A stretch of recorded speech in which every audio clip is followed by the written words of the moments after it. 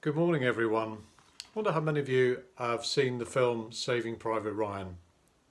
It's one of my favourite films. I've probably seen it 4 or 5, maybe 6, maybe more times.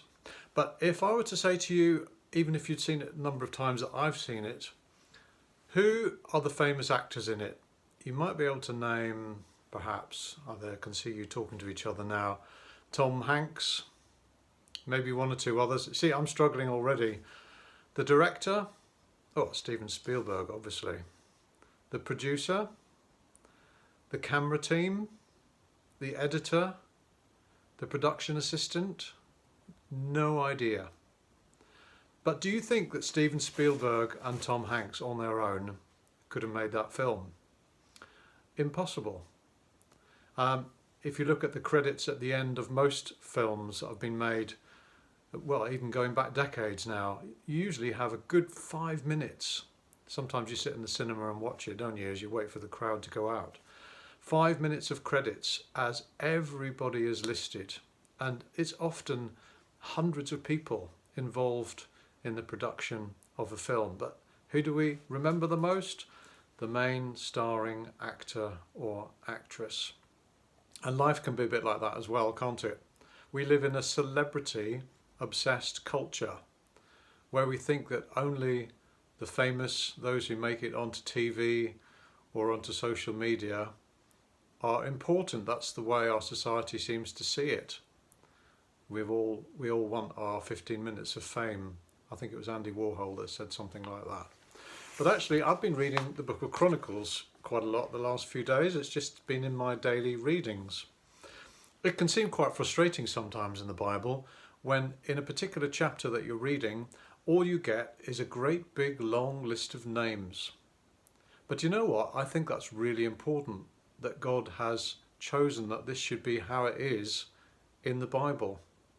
You see, we're not all King David or Peter or Paul or Abraham or Moses.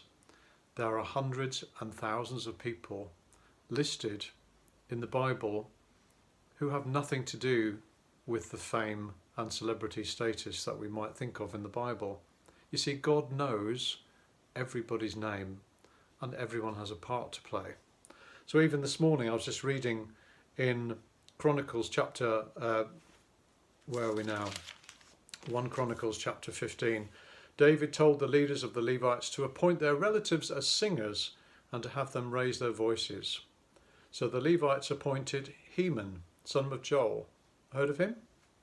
From his relatives Asaph, son of Berechiah, and from their relatives the Merahites, Ethan, son of Cushathite.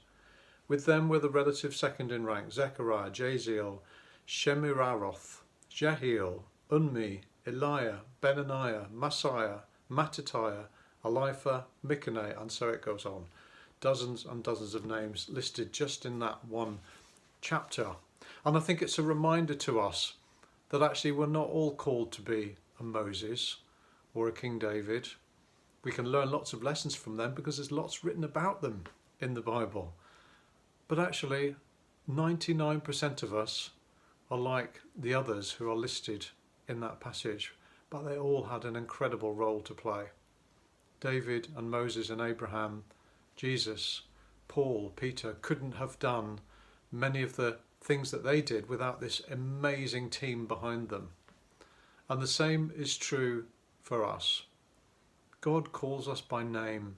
He knows our names and he knows the task and the role that he's assigned to us. And each one of those roles is important. Just remember next time you're watching a film to have a look at the credits at the end to show yourself the list of names of people that were involved to make that person look famous and great, that person on the front. It's all important. God values us all. Just find out what it is that you're meant to be doing and get on with it and leave the celebrity status stuff to the world. God's not interested in that.